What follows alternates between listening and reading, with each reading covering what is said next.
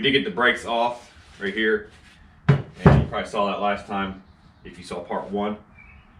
One thing I've noticed that we have a problem with, now this van is one of the early models where you don't have the gear lock. So let's say you're in park, okay, it's stopped, but without the key in it, you can still put it down into drive or neutral, and it can start to roll. So you have a heavy reliance on the emergency brake cable, especially if you're anywhere where you could possibly roll, you know, on a hill or anything like that. Problem being, I noticed when we got the emergency brake cables loose, there was no ball stud on the end of the cable. There's actually no cable inside there that was protruding through here. And I thought, well, I'll have to look at it. So I just went ahead and got stuff off. And if we look in here, we'll notice there's no foot for the emergency brake. And there's usually a bracket that comes across here. It's got a spring in it. And then when it, this would be the driver's side brake because of the hole here. It would come in and it would attach to that. Okay, and then when you go to pull your brake, it locks the shoe up against the drum, and then it holds it. And we got the exact same thing on this side. So I don't know if they had some kind of issue and they just removed the emergency brake. So that's not good. I have to get some parts, and I've got some 9-inch stuff in the back, 9-inch brakes, but that's probably not going to work. I'll have to confirm. And it's been a while since I had messed with anything drum. But when you look at the service manual, this is for a 73, but it's the same concept. You see you have your parking brake lever right down in here, and then here's the anti-rattle spring, and then basically the brace that goes across there. So we need to get a couple of those parts so that we can have that complete again. One opportunity that came up yesterday, our friend Roadrunner John, he wanted to go to the salvage yard that we've been visiting. You've maybe seen that on our channel a little bit, like really old stuff, really cool stuff. A lot of it's picked over, a lot of it's rotted, but there's still some stuff in there. And he said, hey, you want to go? I'd like to check it out. I said, sure. So I went with him, and he's not real, he's more private, so he's not really into the camera thing. So I decided, well, this is a good opportunity, since we're doing the brakes, the thing runs now, is to go ahead and get our front disc set up.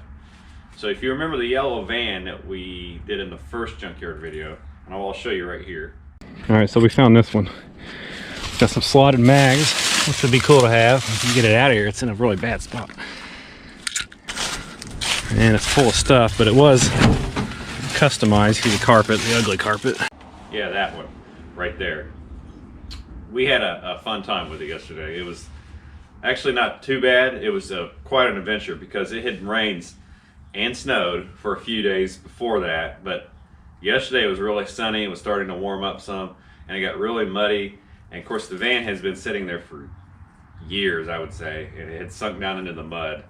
And I took my floor jack I always use around here, and it wasn't lifting beyond a quarter of its possibility. And so we had to do a lot of engineering with boards that we found, wheels that we found in the yard, and getting it all out. And then we got one side up, and it actually came apart fairly easy.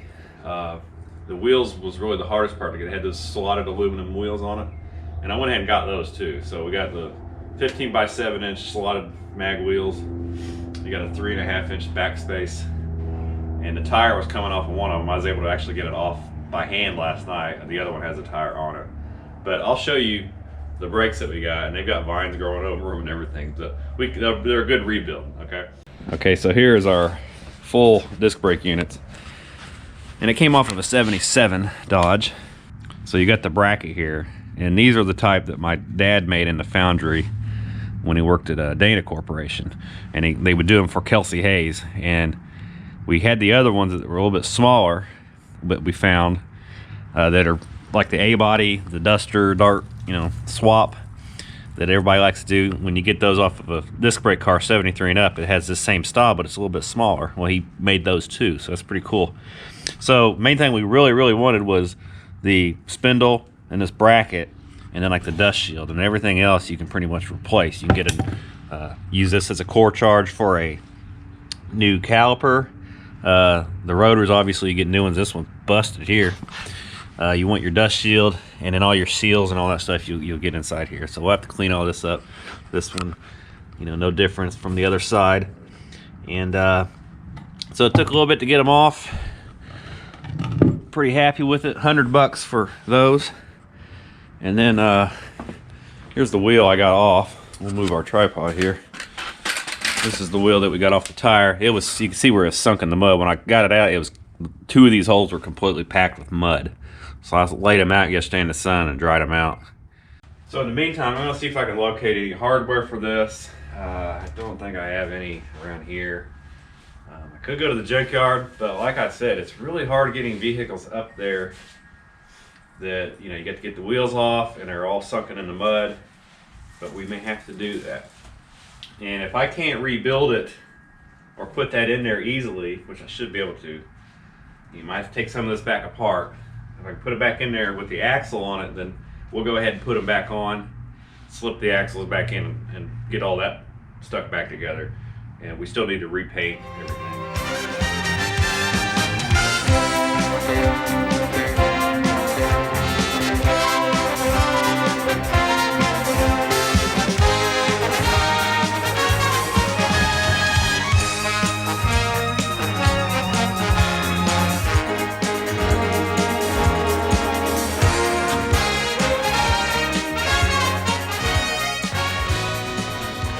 All right, so you saw me shoot a little bit of black paint on the rear housing. It is cold today. It is about 30 degrees right now, between 30 and 35, I'd say. Thing about when you spray any of that paint like that in really cold weather, try to put it on as lightly as you can and let it set and then go back through later.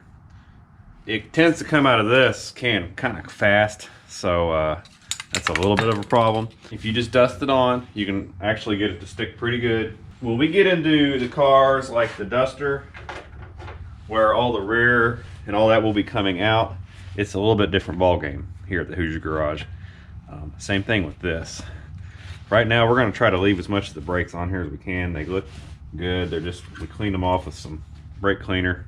Got some of the extra dirt off of them. I'm going to take these wheel cylinders out. But typically I will take these backing plates and completely strip them, de-rust them, everything, and do it right. Same thing with the housing. So if you're into the real detailed part, it's going to come on this channel. Right now we're just trying to safeguard everything, make it a safe vehicle, and just get everything up to date on it that's been setting and drying out for years. So we want to try to do that right, and you know, make it look good. And then at some point, if we want to, we can come back through and really make it shine. Stuff like the body, that's what we're going to work on and make it right the first time. Stuff like this, we can kind of get it roadworthy and go from there. Now I've let this soak all week in penetrating oil. Don't be surprised if it snaps.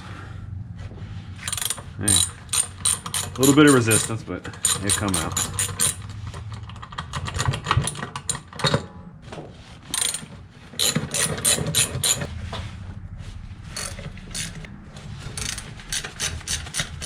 Okay, so I just took the wheel cylinders out of both of these backing plates. I'm going to work on this one first, and we're just going to clean it up with this cup style or bush style wire wheel and get all this crap out of here.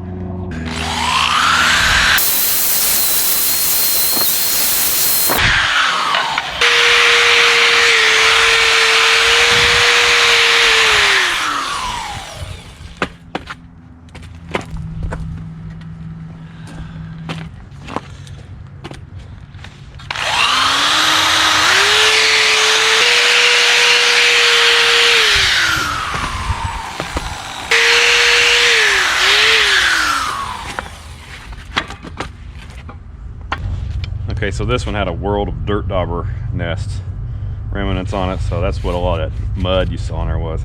I'm gonna go through with the cup. It's a little more aggressive, harder hitting, getting some of the stuff that one couldn't do. That does a nice cleanup. And then we'll also do the rim here on this.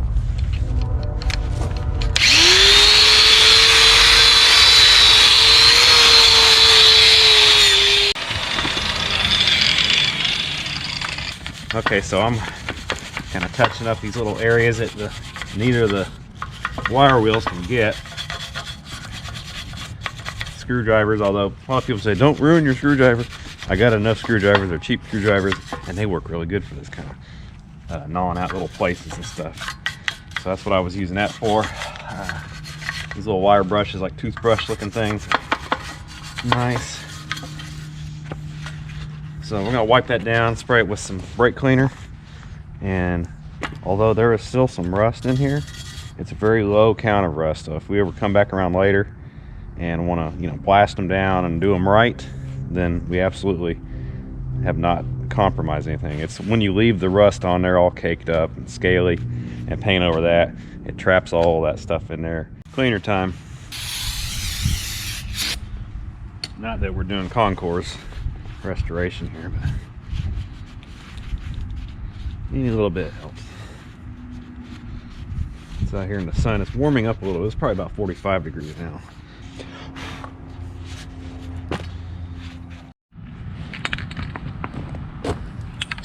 Alright, so I'm using a high temperature roll bar and chassis here. I was looking to see if I had any like a cast iron gray. I didn't want to go out and get any, so I'm just kind of playing with what I got here, and we'll just use the black. And again, it's still cool out here. It's warming up a little bit, but it's still cool. So we'll just dust it on here, let it set for a bit. Try not to get as much on our brakes. We'll want to kind of rub some of that off the brakes, or you can mask it. Whatever fits your prerogative.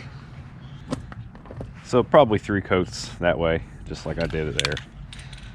That one, and obviously the other backing plate. And then yeah, we'll get the wheel cylinders in there when it all dries, maybe this afternoon.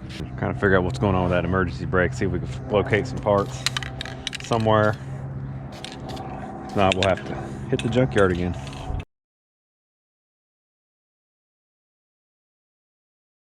Okay, so we have dealt with the situation accordingly.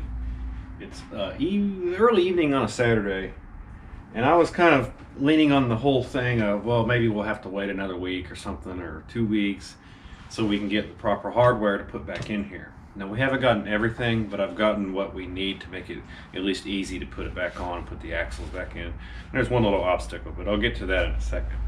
Our buddy Kyle, who told us originally about the junkyard that we've been visiting, and he deals in a lot of parts. And he has a whole situation where I said, hey, I need these pieces. Do you happen to have any? And he says, yeah, I think I do. Come check it out. So I went over there just a little bit ago, and guess what? He's got that. And here's what basically all we needed. The crossover bar, which goes into here. I already put this one together. I got it fit. It goes across here, and it's got a spring, and then our arm, which is the primary part, and they're mirror images of each other. And these are actually both the same exact piece. They just flip one end upside down. But when you pull your cable, which goes through this hole, it reaches across here and goes into the finger, the little tab, and it pulls everything over here, and it puts that shoe against your drum, and that's what gives you your emergency brake action. The only difference on that one is, and I took a picture of the one that I got it off of, it was kind of an elongated rectangular shaped hole, and this one, yeah, right here, fits in that style. Now when I look at mine, I took the whole thing over there just for reference. It has a round hole. It's probably 3/8 of an inch. Well, what I kind of am remembering is some of these have a stud that you put on there, and then it has a hole up here, and it swings on that, swivels there. Well, this one is basically a bend over and has a notch in it. Well, this does not fit into the round hole, but I figured with a little bit of massaging we can make it work. So this one here fits really good, has good action in it, doesn't jam up or anything. But if you look at here, see how it's shaped like this? I basically just gave it a little bit of a curve. Didn't take very much off at all, so it still has its integrity of strength. And we just took off this crown and just kind of rolled it a little bit. That way when you hook it into the hole, it just settles in there like that.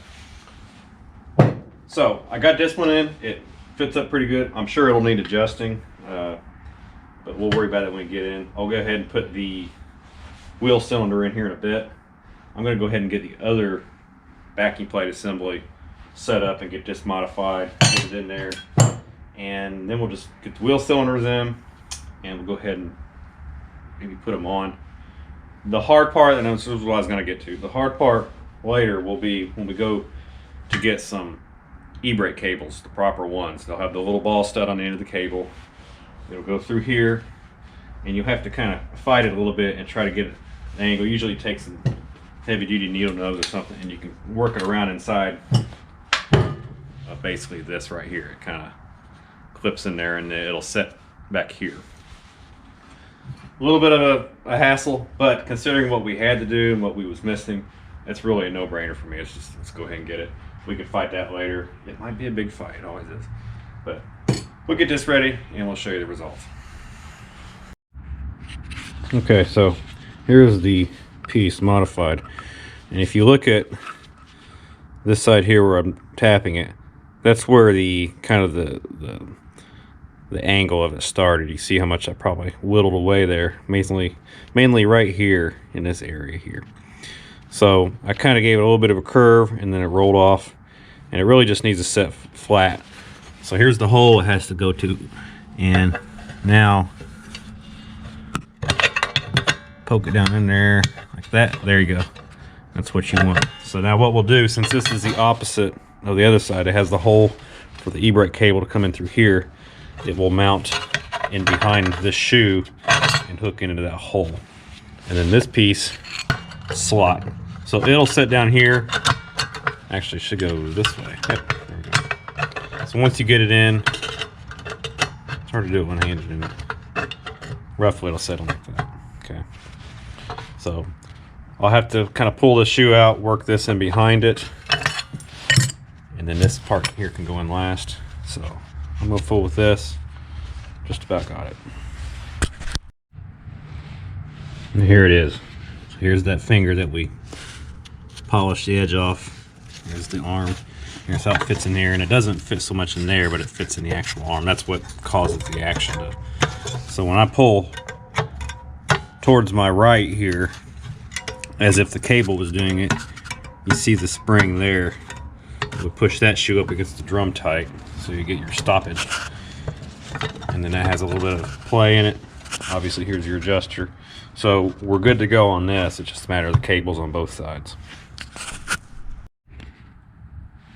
Alright, so here we go. Wheel cylinders are bolted in, awaiting their lines. Both levers in, both crossover pieces, whatever you want to call those. And they pretty much self-explanatory. I didn't mark these or anything because the hole only goes on one side or the other. Now keep in mind, if you work on some models, maybe the more of the later models, like 73 and up at least, you'll have a hole here and you will also have a hole here, but the one side that's not being used will have a rubber cap in it. In this case, they probably just drilled out the one they needed, so it was that one. All right, I'm working on the brake line here.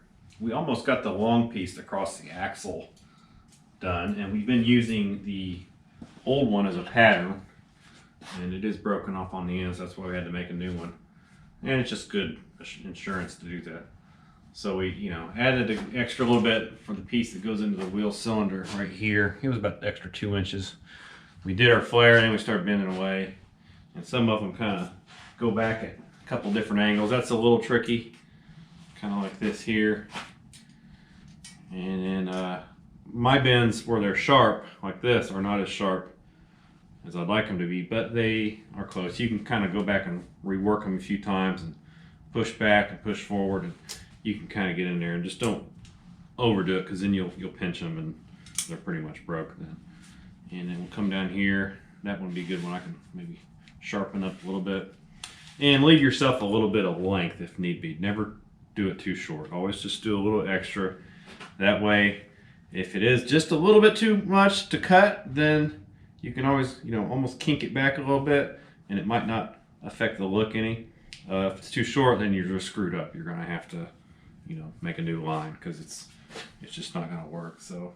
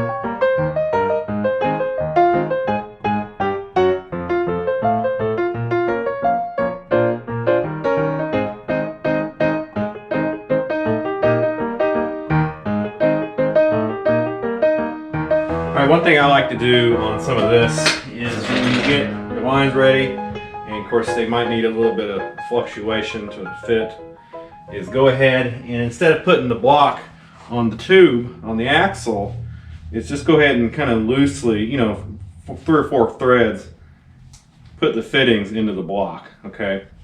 Now we know that this part here is the part that goes to your rubber brake line, so that needs to face towards the front.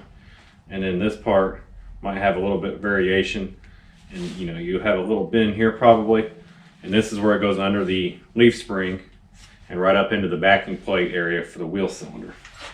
Let's see, we need to adjust it so about like that. And like I said, this makes it easier to do it this way for me. And we know the same thing in here. This goes around the leaf spring, so this one, you bring your fitting around, just screw it in loosely, and it looks like a mess at this point, but it gives you a chance to kind of mold it around everything. And then we still have the little spring clips on that are welded to the tube on each end, so you'll clip one of them under there and press it down, and that helps you brace it while you can move the rest of it into this proper position. And then, you know, one of them is clipped to the cover, like at the top bolt. So by the time you get that all in, it should fit up pretty good. You saw me take some brake cleaner, spray through these. I sprayed through the block and got all the little burrs off the end, the little bits of paint where they paint these. So you want to do it that way. What I want to do first, though, is before I really go to install this, I'm going to do a rough fit like this. I'm going to pull it back out, and I'm going to paint these lines like a gray or a silver, just so they look more stock that way instead of green. So.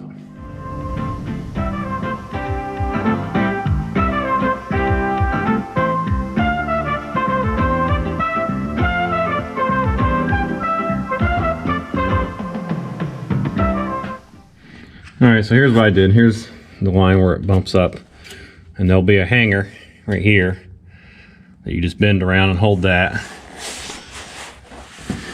And then over here, it will clip under here, and you'll just bend that down when it's ready. And then here's your fitting where it goes into the wheel cylinder. I don't have it attached, it's just kind of sprung in there in place. So that's on that side. Of course, here's your brake tee right here, and they are just loosened in there. And this one's pretty much the same deal. I gave it a couple bends, and it should fit right up into the opening for the brake cylinder, okay? So I'll pop these back off. At this point, I can just loosen it here and leave the tee on it this time, since we know we're good. And then we will make sure, in case we dug through any dirt or paint up here, trying to move stuff like this, that we'll hit it with the brake cleaner again. And I'll just take this side loose, and we'll make sure that the axle has all the paint on it it needs. It looks like there's a couple spots I need to touch up.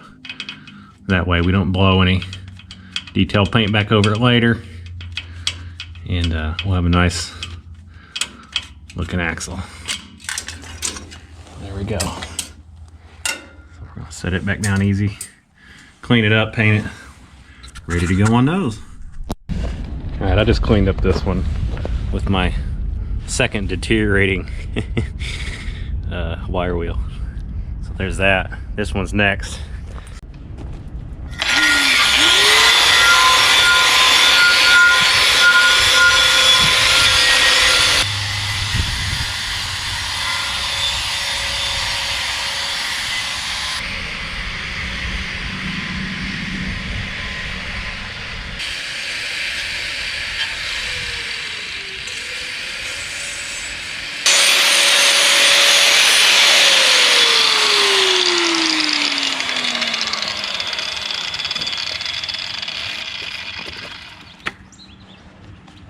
Did you go somewhere?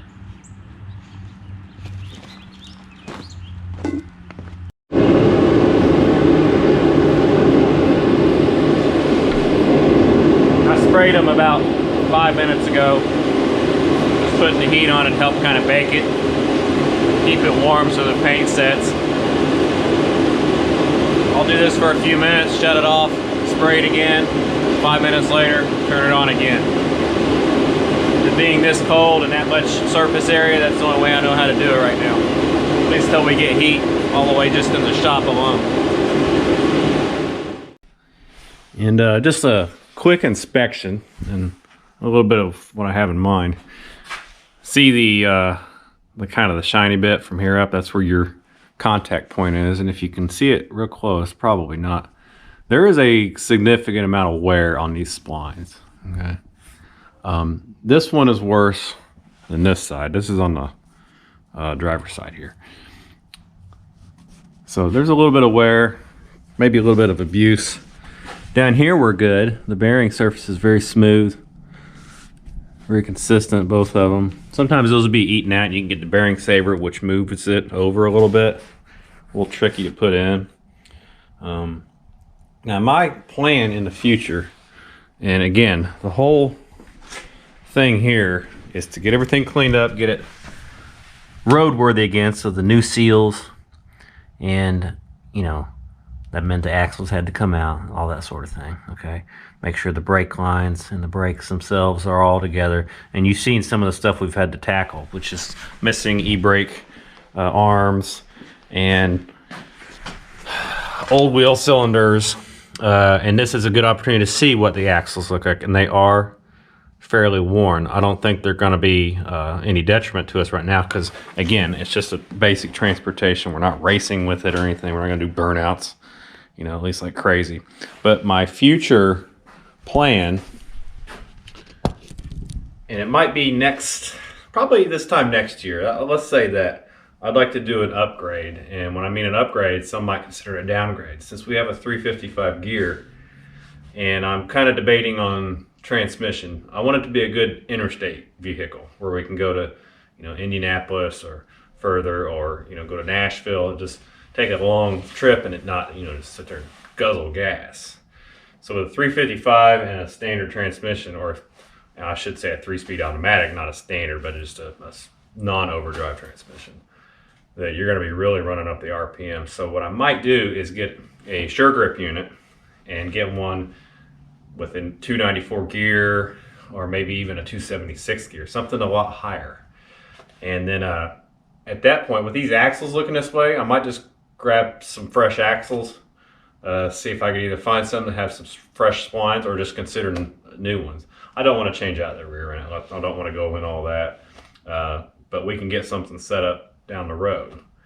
This will do absolutely right now, and I'm thrilled to death that it's about ready to go back together. So clean these up, and what I'm going to do is just take a little bit of our wheel bearing grease, and I'm going to put it around the bearing ends and put a little bit up here on the splines.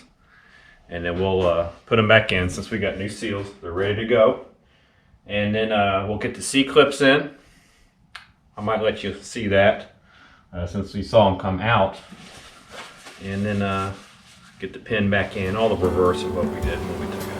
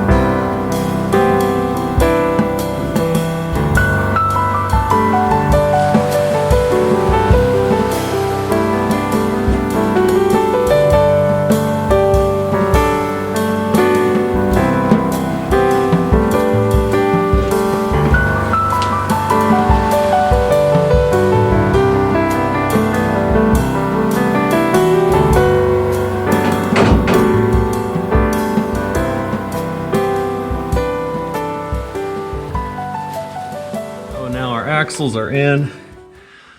You saw me put the grease on the end of the splines here before I did. I have these pushed all the way in because the pin's not in here, so the axles are bottomed out going inward. So here's our C-clip we can put on the left axle, and you can try to set it to where it sets on top of it. If you have a little bit more grease on there, it helps it kind of stick. So I'll put both of them on here like so. I'll rotate it so it doesn't slip off. And if you watch there, I'll pull each of the axles back out. Basically the reverse of what we did before, where you saw them kind of drop. Watch the right side first.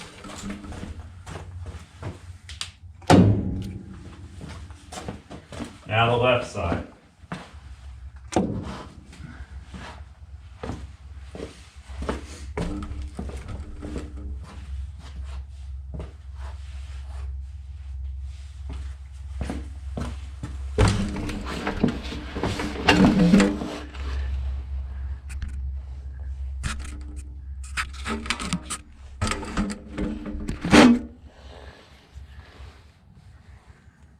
Now they're bottomed out in there. I can't push them out any further the other direction.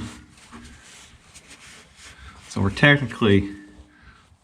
ready for our pin that has the hole in it, okay? Now we can turn this whole assembly.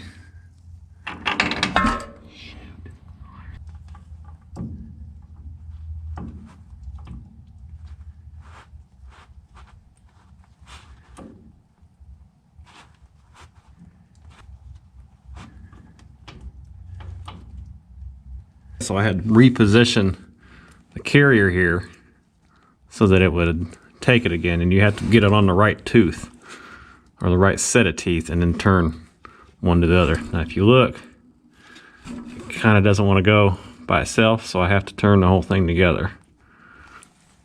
Okay, now we want to get it around here. Best thing to do is to put your finger in here and then through the spider gear. That way all 4 of the gears stay together. So we're trying to turn all the way around here. Okay.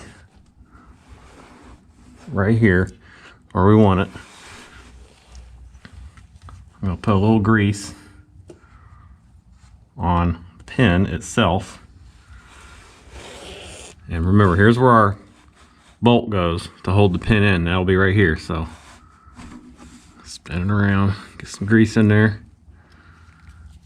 and then you can push it through. There, and it popped through. Line it up. And the thread, you can see here on the bolt, the thread is basically in the carrier here. So as long as you catch the hole and see it aligned, it doesn't have to be a specific direction on the pin itself. It could be, spun around the other way. It doesn't have the thread favoring one side or anything like that. So I'll grab a wrench and I'll tighten this in, make sure that we have it. Okay, so I'm going to discuss something I didn't really get into in the last episode, part 1, so to speak, is the pinion nut situation. Okay, normally when I do the seals, I will count the threads on the pinion, which is right here. There's about 2.5 showing, like looking at it from this side. And then through all the dirt and the grease, I tried to mark a scribe, which when you clean it up, you could barely see it right here. Okay. And then I put one right here. And what I did was, when I go to put this back on, is I get the carrier here to seat. Just easily get it to seat. And then you put the nut on, and then without any resistance, I get it to where everything would seat even further where it needs to, so it sets against the axle, okay, the housing. And then when you go to tighten the nut, I would bring it around so many threads and then line those two marks up. Mopar Nut 62, which I want you all to check his channel out. I'm going to try to put a link on there to it. He is a mechanic, and he just asked, he said, did you check the preload before removing the nut? My answer was no, I did not check the preload. If you want to do it the absolute right way, the preload check is the way to do it. That's what the service manual would say to do, anything like that.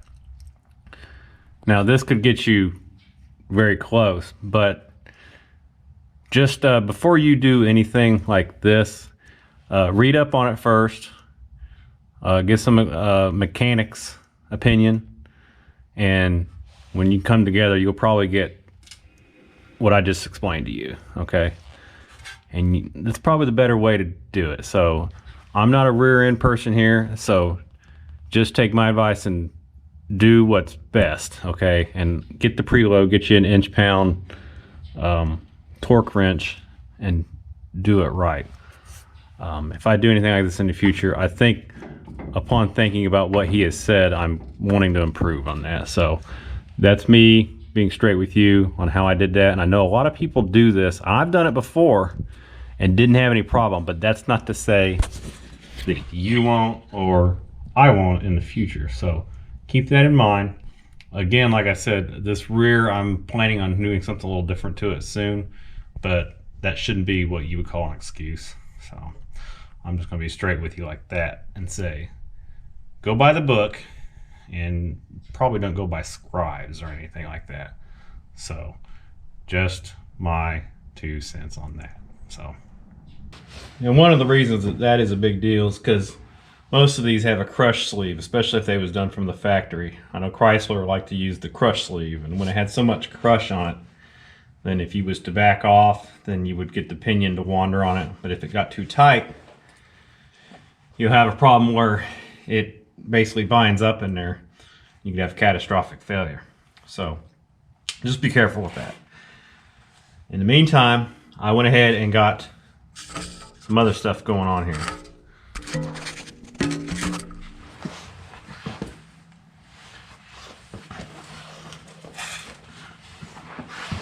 As you can see, we have brake lines.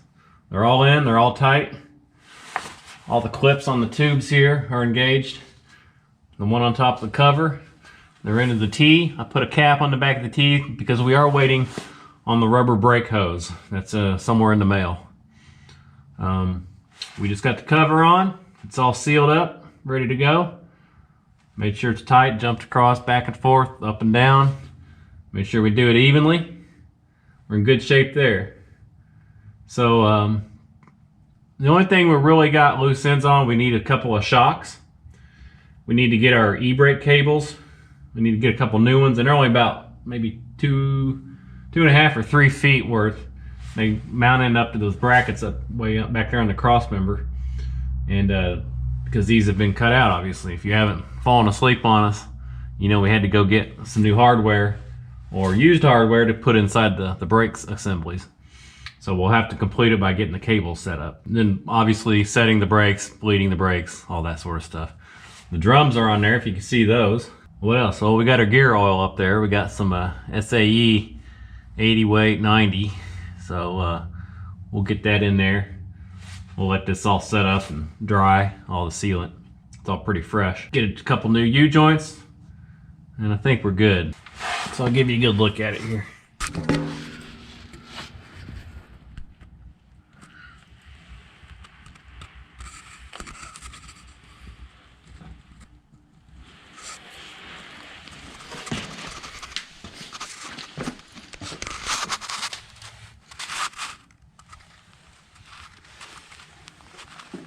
Next episode, we'll probably look at doing this stuff because we need to get the brakes up and going. These are the front disc brakes, whereas we have front drum brakes on here now. I do need to get a proportioning valve, and we'll have to basically exchange our cores and get the new parts to replace that. But the spindles, the bracket mounts for the calipers, and then the dust shields, those are the items that you have to have. Everything else can be replaced. Would be the rotor, the seals, the bearings, calipers themselves, and I think that's it. Brake hose, you know, all that kind of stuff. Stay tuned. Hope you like what you're seeing. I always try to be straight with you, like on that axle situation on the pinion. And I'll tell you when I don't know how to do something or do it maybe the most the proper way. You know, that's the way I've been doing that. So we'll just go forward with that. Always do your research on top of anything you watch here on YouTube, because we're just a bunch of YouTube cowboys. So thanks for watching the project. Check the link down below in the description for some cool stuff. And yeah, take care. Thanks for coming to the Hoosier Garage. See you next time.